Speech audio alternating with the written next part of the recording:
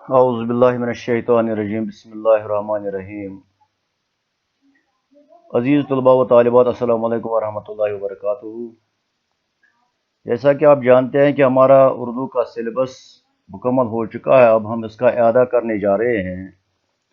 آج میں آپ کو حروف کے بارے میں بتانا چاہتا ہوں۔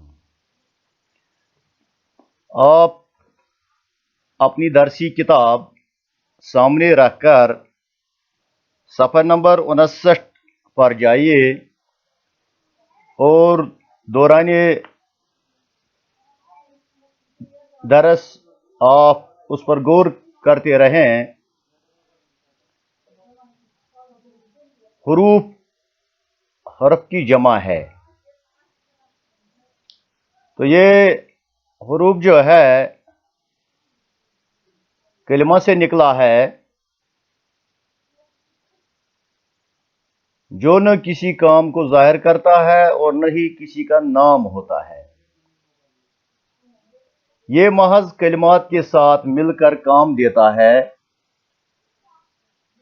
اسم اور فعل بھی اسی وجہ سے آپس میں ملتے ہیں۔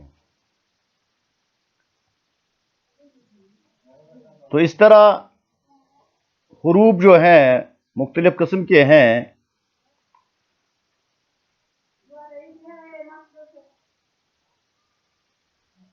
ان کی قسموں پر جانے سے پہلے میں آپ کو کچھ اصطلاحیں اس بارے میں بتانا چاہتا ہوں۔ حرف نہ ہوں تو کلام بے لطف اور بے معنی ہو جائے۔ اس کی دو قسمیں ہیں، حروف ہجا، حروف مانوی۔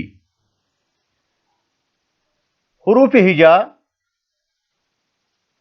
وہ ہیں جو لفظ کی بناوٹ میں استعمال ہوتے ہیں، جیسے ہم اس کو حروف تہجیبی کہتے ہیں، جیسے ا ب پ ت س وغیرہ، یا عربی تلفظ اس کا ہے ا با تا سا جیم ہا خا وغیرہ وغیرہ یا تک ہے، تو اس کو کہتے ہیں حروف ہجا، جس کو ہم حروف تہجیبی کہتے ہیں۔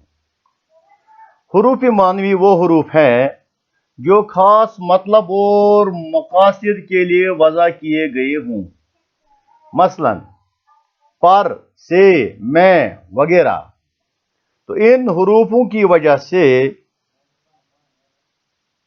ہم اسم اور فعل کے ملانے میں یہ کام دیتے ہیں، یا کسی بات کے مطلب واضح کرنے میں یہ ہمیں مددگار ثابت ہوتے ہیں۔ درج ذیل اشعار میں سے کس قسم کے حروف پائے جاتے ہیں، میں ایک مثال آپ کو سمجھاتا ہوں۔ میں بلاتا ہوں ان کو مگر اے جذبہ دل، ان پہ بن جائے کچھ ایسی کہ بن آئے نہ بنے۔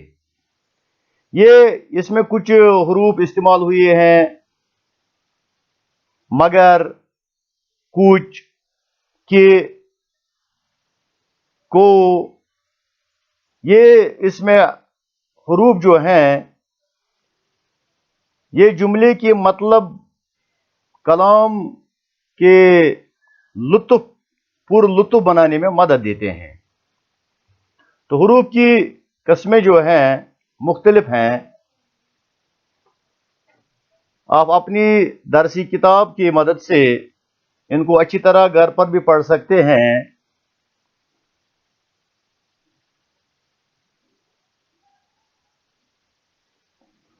مثلا حروف جار وہ حروف جو اسم اور فعل کو آپس میں ملاتے ہیں، اس کو ہم انگریزی میں پریپوزیشن بھی کہتے ہیں۔ میں نے آپ کو ویسے بھی ونٹر ویکیشن میں پڑھایا ہے، مثلا پر، تک، اندر، باہر، ماند۔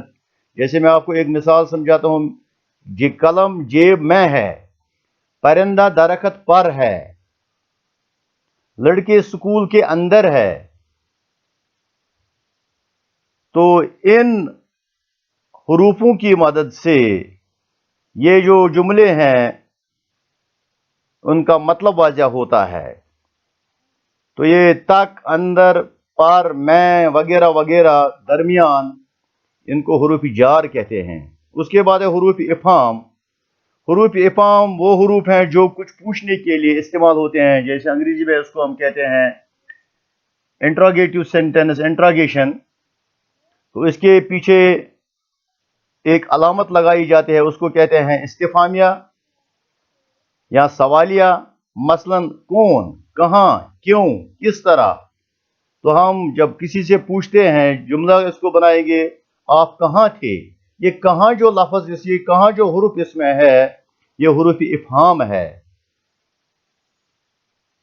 آپ کیوں آئے، یہ کیوں جو لفظ، یہ حروف جو ہے تو یہ حروف افہام ہے. اس کے بعد ہے حروف شرط، وہ حروف جو شرط کے لیے بولے جاتے ہیں، مثلا اگر، وگرنہ، جو، جب.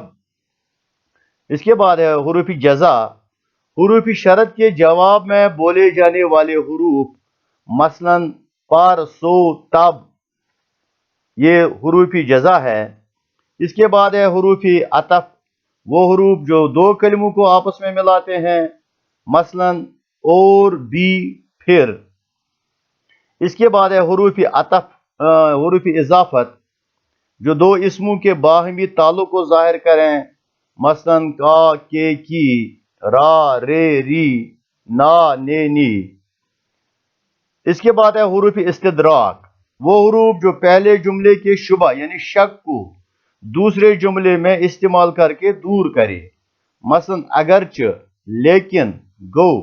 میں آپ کو مثالوں سے بھی سمجھاتا، لیکن یہاں وقت کی تنگ دامنی کو مد نظر رکھنا پڑتا ہے. اس کے بعد ہے حروف استثناء، وہ حروف جو ایک چیز کو دوسری چیز سے جدا کریں، مثلا ما سوائی، پھر، بنا. اس کے بعد ہے حروف تحسین، وہ حروف جو تعریف کے موقع پر بولے جائیں گے، مثلا کیا، کہا، مرحبا، واہ واہ. اس کے بعد ہے حروف تعصب، وہ حروف جو افسوس، تکلیف یا گھبراہٹ کے موقع پر بولے جائیں، مثلا اف، ہائے، آہ، وغیرہ وغیرہ.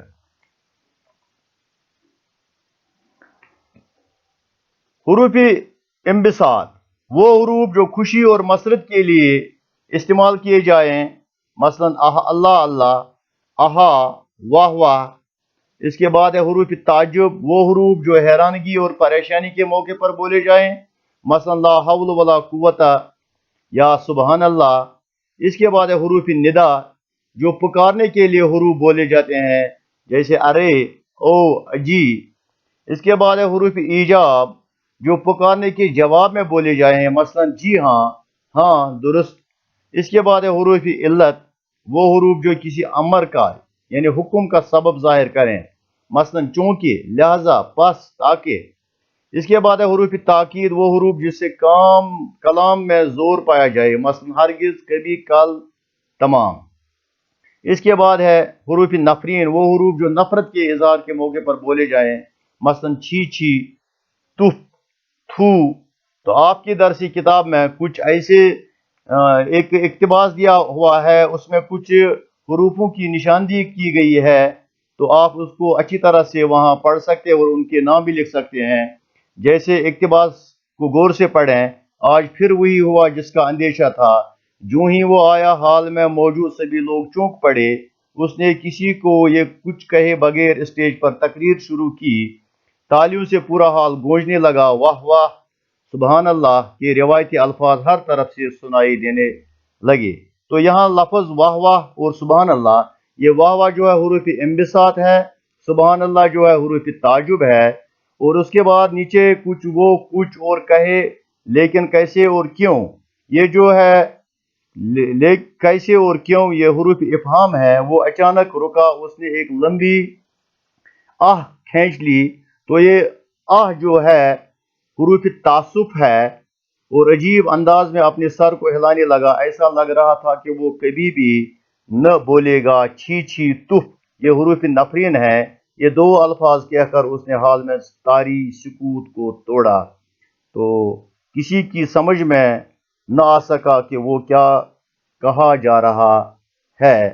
تو اس اقتباس میں استعمال ہوئے الفاظوں کو غور سے پڑھیں اور ان کو الگ الگ حروفوں کے سامنے لکھیں کہ یہ کس قسم کے حروف ہیں. وسلام.